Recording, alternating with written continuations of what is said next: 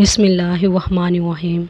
السلام علیکم دوستو، آج کی ویڈیو میں ہم آپ کو بتائیں گے پیغمبر خدا حضرت ابراہیم علیہ السلام کے بارے میں، ان کی ولادت کے بارے میں، بت پرستی کے خلاف ان کی تبلیغ اور نمرود کی طرف سے ان کو آگ میں پھینکے جانے کا واقعہ۔ اس ویڈیو کو آخر تک ضرور دیکھیے گا۔ نمرود ملک بابل کا بادشاہ تھا۔ بابل کا موجودہ نام عراق ہے۔ نمرود انتہائی مغرور شخص تھا۔ جب اس کے اقتدار کا دائرہ وسیع ہو گیا تو لوگوں سے کہنا شروع کر دیا کہ اس کی پرستش کریں، کیونکہ لوگ پہلے ہی غیر اللہ اور لکڑی کے بنے ہوئے بتوں کی پرستش کیا کرتے تھے، لہٰذا وہ اسے بھی آسانی سے خدا ماننے پر آمادہ ہو گئے۔ لوگوں کو اس ضلالت اور گمراہی کی زندگی بسر کرتے ہوئے ایک عرصہ ہو گیا اور وہ اللہ کو بالکل ہی بھلا چکے تھے۔ پروردگار عالم نے ان لوگوں کی ہدایت اور رہنمائی کے لیے ان میں بھیجنے کے لیے اپنا ایک نمائندے کا ارادہ فرمایا۔ نمرود کے دربار میں نجومی بھی تھے۔ ایک نجومی نمرود کی دربار میں بڑا مقام رکھتا تھا اور وہ نمرود کے بہت قریب تھا۔ ایک دن اس نے نمرود سے کہا، آپ سے ایک بات کروں؟ تو نمرود نے کہا، بولو۔ نجومی نے کہا کہ آپ کی سلطنت میں ایک بچہ پیدا ہونے والا ہے، وہ بت پرستی کو ختم کر دے گا اور لوگوں کو اپنے دین کی جانب بلائے گا، وہ آپ کی حکومت ختم کر دے گا۔ یہ سن کر نمرود نے دربار کے دوسرے نجومیوں کی طرف دیکھا۔ سب نے پہلے نجومی کی تائید کی۔ یہ سن کر نمرود دل ہی دل میں گھبرا گیا اور پھر غصے میں آ کر حکم دیا کہ عورتوں اور مردوں کو ایک دوسرے سے الگ کر دیا جائے تاکہ ایسا کوئی بچہ وجود میں آنے ہی نہ پائے، اور جو بھی بچہ پیدا ہو اسے قتل کر دیا جائے۔ نمرود کے منہ سے اس حکم کا نکلنا تھا کہ بابل میں پیدا ہونے والے بچے قتل کیے جانے لگے۔ کہتے ہیں کہ نمرود کے حکم پر اس مردود کے جلادوں نے 1,00,000 بچے قتل کیے۔ نادان نمرود سمجھتا تھا کہ ان ہیلوں سے وہ اللہ تعالیٰ کے ارادے کے آگے باندھ سکے گا۔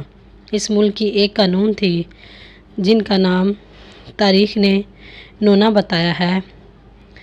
وہ خاتون اس وقت حاملہ تھی، لیکن ان کے حمل کے آثار کو اللہ نے چھپا دیا۔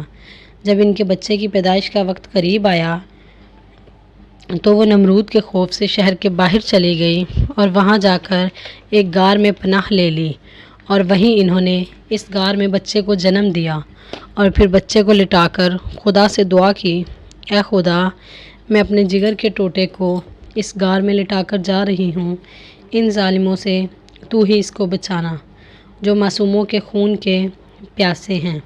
پھر انہوں نے بچے کو بوسہ دیا اور غار کے تہہ خانے کو پتھروں کے منہ سے بند کر دیا اور واپس شہر کو لوٹ گئیں۔ جب دوسرے دن غار میں بچے کو دیکھنے آئیں تو دیکھا کہ ان کا بچہ انگوٹھا چوس رہا ہے، ان کے انگوٹھے سے دودھ جاری تھا۔ یہ بچہ کوئی اور نہیں بلکہ ابراہیم علیہ السلام تھے۔ اللہ رب العزت نے ابراہیم علیہ السلام کے انگوٹھے میں دودھ پیدا کر دیا تھا۔ حضرت ابراہیم علیہ السلام کو غذا پہنچتی رہی۔ اس غذا سے حضرت ابراہیم علیہ السلام دن میں اتنا بڑھتے تھے جتنا ایک بچہ مہینے میں بڑھتا ہے۔ حضرت ابراہیم علیہ السلام کی ماں ان کو دیکھنے کی غرض سے روزانہ غار میں آتی۔ جب آپ کی عمر 2 سال ہو گئی تو آپ باتیں کرنے لگے۔ جب آپ علیہ السلام کی عمر 7 سال ہوئی تو آپ کی والدہ نے بڑی بڑی باتیں اور اخلاق سکھانے لگی۔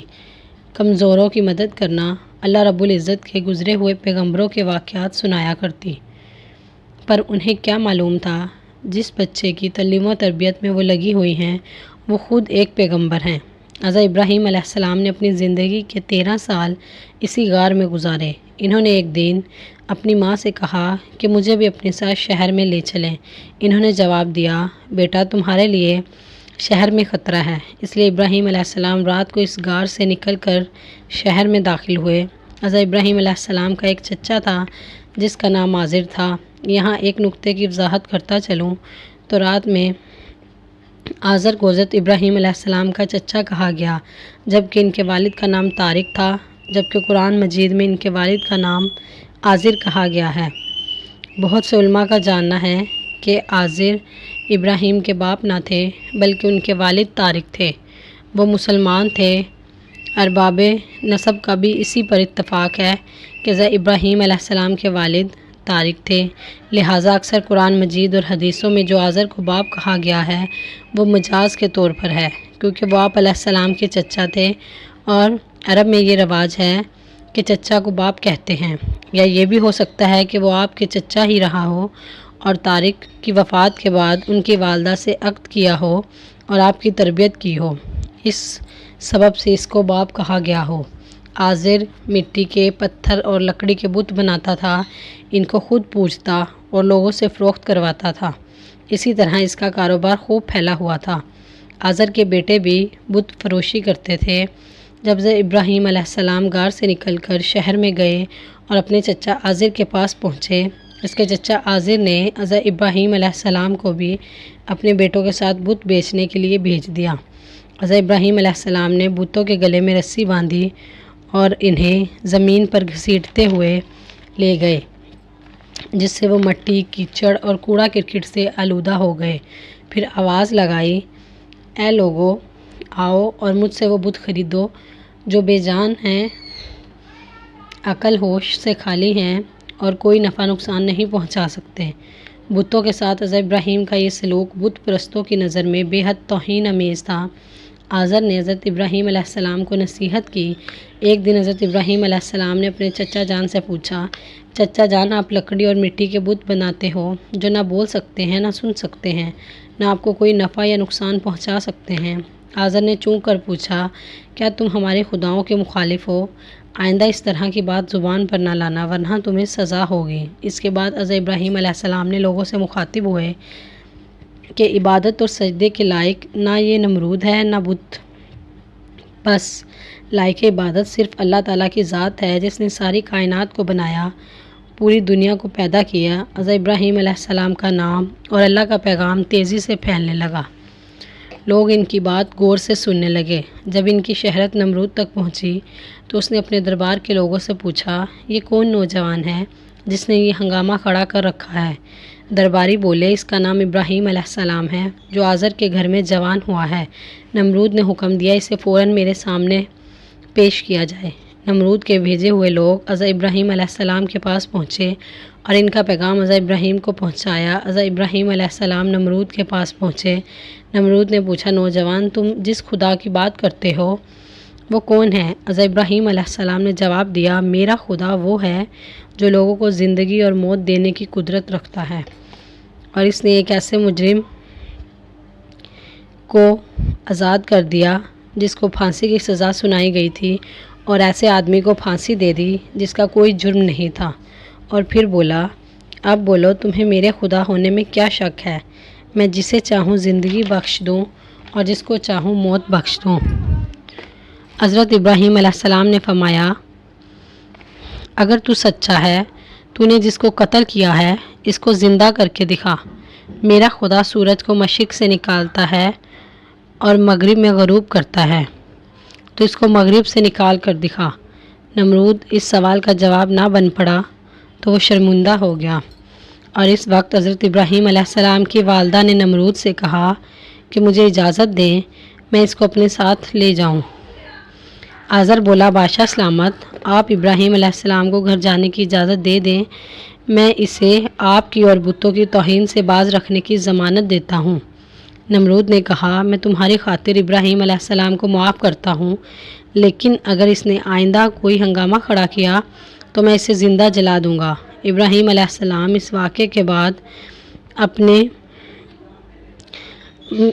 اپنے ارادے سے باز نہ آئے۔ ایک دن ابراہیم علیہ السلام نے اپنے چچا آزر سے کہا، چچا جان، یہ بت کیا ہے؟ ان کو آپ خود بناتے ہیں، خود پوجتے ہیں، خود ہی ان کو خدا مانتے ہیں۔ اور یہ بات سنتے ہی آزر بگڑ گیا۔ اس نے کہا، ابراہیم، فوراً میرے گھر سے نکل جاؤ، میں تمہیں اور برداشت نہیں کر سکتا۔ وہ یہ کہتے ہوئے گھر سے باہر نکلے، چچا جان، آپ نہیں مانتے تو میں جاتا ہوں، مگر میں اپنے ارادے سے باز نہیں آؤں گا، کیونکہ میں خدا سے ڈرتا ہوں اور ان بتوں سے یا نمرود سے نہیں ڈرتا۔ حضرت ابراہیم علیہ السلام نے اپنے چچا کے گھر سے الگ اپنا کوئی انتظام کر لیا اور وہاں سے چلے گئے، اور اپنے قول کے مطابق اللہ کی بندگی کی دعوت دینے لگے اور بتوں کی خدائی سے انکار کرتے رہے۔ ملک بابل کے لوگ ہر سال ایک عید منایا کرتے تھے اور اس دن کچھ خصوصی کام انجام دیا کرتے تھے، چنانچہ وہ پورا دن شہر سے باہر گزارتے تھے۔ ایک دفعہ جب عید کا دن آیا، وہ سب لوگ شہر سے باہر چلے گئے تو ابراہیم علیہ السلام اس شہر میں اکیلے رہ گئے۔ جب حضرت ابراہیم علیہ السلام نے دیکھا کہ شہر خالی ہے اور بت خانے کا کوئی محافظ بھی نہیں ہے، حضرت ابراہیم علیہ السلام نے ایک کلہاڑا لیا اور بت خانے میں جب پہنچے، اس عالیشان بت خانے کو دیکھنے لگے جس کو بڑی نفاست سے سجایا گیا تھا۔ اس میں بتوں کو بڑی ترتیب کے ساتھ رکھا گیا تھا۔ جب آپ نے بتوں کا مذاق اڑانے کے لیے ان کے آگے کھانا رکھا جو آپ ساتھ لے گئے تھے، آپ نے ان سے کہا، کیا تم کھانا کھاؤ گے؟ جب بتوں کی طرف سے کوئی نہ ملا تو کہا، تم بولتے کیوں نہیں؟ لیکن پھر بھی کوئی جواب نہ ملا۔ اس پر حضرت ابراہیم علیہ السلام نے کلہاڑا اٹھایا اور ایک سائیڈ سے بتوں کو توڑنا شروع کیا اور سارے بت چکنا چور کر دیے۔ آخر میں سب سے بڑے بت کے کندھے پر کلہاڑا رکھا اور بت خانے سے چلے گئے۔ جب شہر کے لوگ واپس لوٹے اور بت خانے میں گئے، وہاں جوان جو ان کے بتوں کا حشر تھا دیکھ کر بہت پریشان ہوئے اور حیران ہو گئے۔ سب لوگوں کی زبان پر ایک ہی الفاظ تھا کہ کس نے ہمارے خداؤں کے ساتھ ایسا سلوک کیا ہے؟ بعض لوگوں نے کہا، ہم نے ایک نوجوان کو بتوں کی برائی کرتے ہوئے سنا ہے جس کا نام ابراہیم علیہ السلام ہے۔ وہ بتوں کی عبادت کو بے عقلی کا کام سمجھتا ہے۔ اس نے ہمیں لعنت ملامت بھی کی تھی۔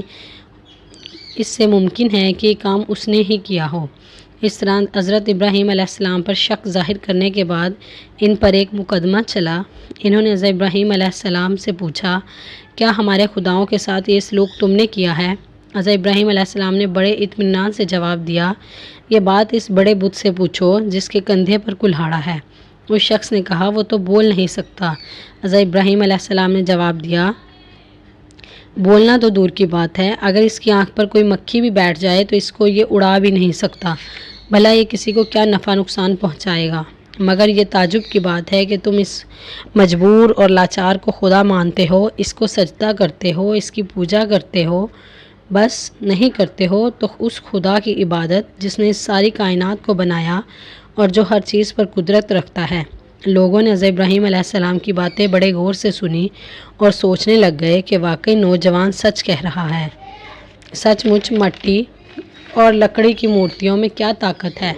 لیکن ایک آدمی کے دل پر ان باتوں کا الٹا ہی اثر ہوا۔ وہ بولا، ہمارے خداؤں کا ستیہ ناش تم نے ہی کیا ہے، اور اگر تمہیں چھوڑ دیا جائے، آج تم نے ہمارے بتوں کو توڑا ہے، کل ہمارا بت خانہ ہی توڑ ڈالو گے، اس لیے تم جیسے انسان کو زندہ نہیں چھوڑا جا سکتا۔ تو لوگ اس وقت وہاں موجود تھے، وہ یہ سب سن رہے تھے۔ یہ شخص نمرود کا بھیجا ہوا جج تھا۔ لوگ کھڑے اس بات کا انتظار کر رہے تھے کہ دیکھیں اس شخص کے لیے کیا سزا تجویز کی جاتی ہے۔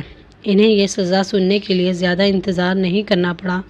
جج بولا، ابراہیم، تمہارے اس جرم کی سزا یہ ہے کہ تمہیں زندہ جلا دیا جائے گا اور تمہاری راکھ ہوا میں اڑا دی جائے گی۔ ابراہیم علیہ السلام نے کہا کہ میں تمہارے اس فیصلے سے نہیں ڈرتا، زندگی اور موت کا مالک میرا اللہ ہے، میں جو کچھ کہہ رہا ہوں وہ حق ہے، میرا اللہ سن رہا ہے۔ جج نے حضرت ابراہیم علیہ السلام کو جو فیصلہ سنایا، نمرود نے اس پر عمل درآمد کرنے کے لیے تیاری شروع کر دی۔ اس نے اس شہر اور ادھر ادھر کے علاقوں میں اعلان کرا دیا، ہمارے بتوں کو توڑنے اور اس کو زندہ جلانے کے لیے ایندھن جمع کریں۔ ادھر بت خانے کے پجاریوں نے بھی اعلان کر دیا، جو لوگ اپنی کسی مراد کے پورا ہونے کے لیے ایندھن جمع کریں گے، ان کی مراد پوری ہوگی۔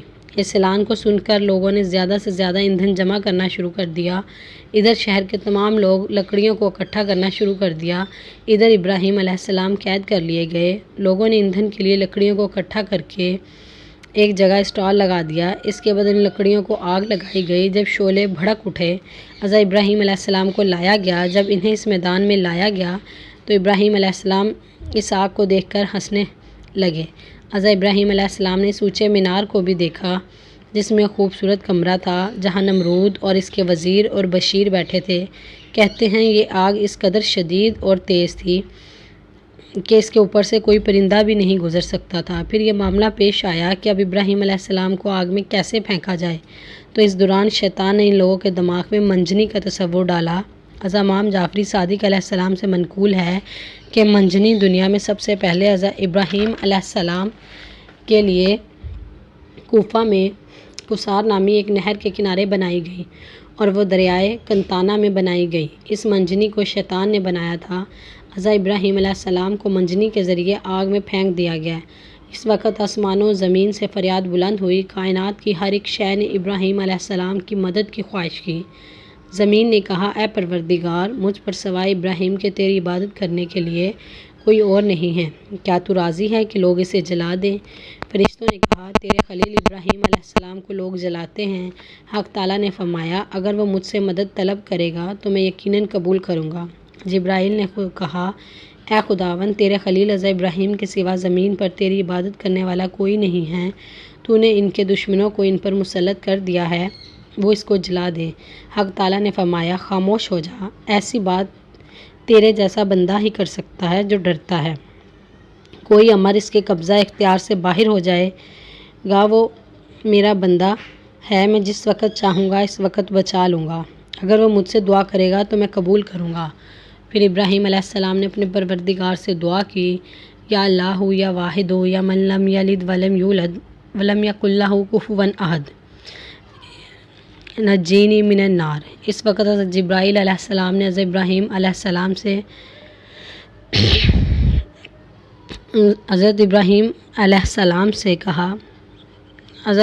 السلام سے ہوا میں ملاقات کی جب کہ وہ منجنی سے جدا ہو چکے تھے اور پوچھا، اے ابراہیم علیہ السلام، کوئی حاجت مجھ سے ہے؟ تو ابراہیم علیہ السلام نے فرمایا، تم سے کوئی حاجت نہیں ہے، لیکن عالموں کے پروردگار سے میری حاجت ضرور ہے۔ پھر جبرائیل علیہ السلام نے ابراہیم کو ایک انگوٹھی دی جس پر نقش تھا، لا الہ الا اللہ محمد رسول اللہ۔ پھر خدا نے آگ کو کہا، کونی برتن، یعنی آگ سرد ہو جا، اور آگ فوراً سرد ہو گئی۔ وہاں جبرائیل علیہ السلام آئے اور آپ کے ساتھ بیٹھ کر گفتگو میں مصروف ہو گئے۔ ان کے چاروں طرف گل و لالہ پیدا ہو گئے۔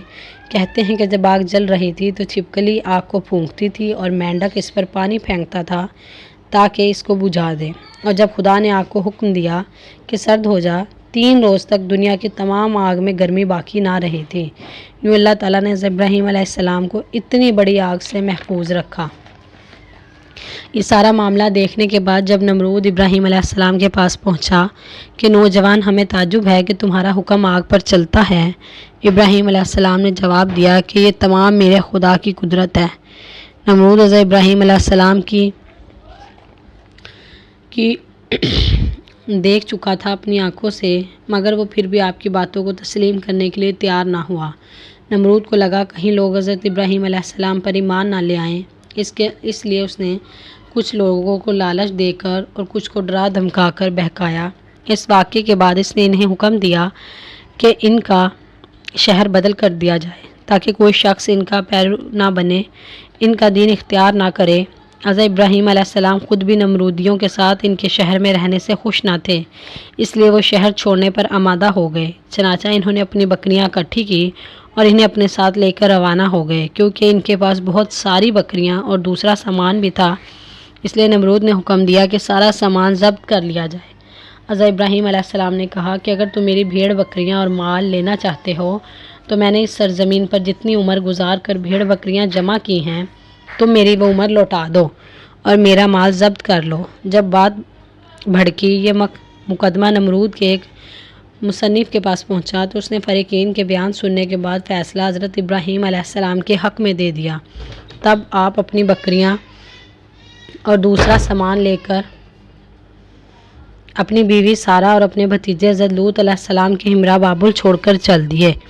اکثر مؤلفوں اور بعض مصفروں نے ذکر کیا ہے کہ آگ سے نجات کے بعد حضرت ابراہیم علیہ السلام نے نمرود کو دین حق کی دعوت دی، اور اس شکی نے کہا کہ میں تمہارے خدا سے جنگ کروں گا، اور ایک دن مقرر کیا۔ اس دن نمرود نے بے شمار لشکر لے کر میدان میں آیا اور حضرت ابراہیم علیہ السلام تنہا اس کے مقابلے میں کھڑے ہو گئے۔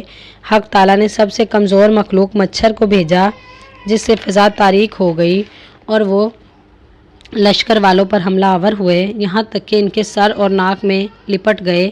نمرود بھی رسوا ہو کر واپس آیا لیکن پھر بھی ایمان نہ لایا۔ خدا نے ایک کمزور مچھر کو حکم دیا کہ اس کے دماغ میں گھس جا، تو وہ اس کے دماغ میں جا کر اس کا نمرود اس قدر بے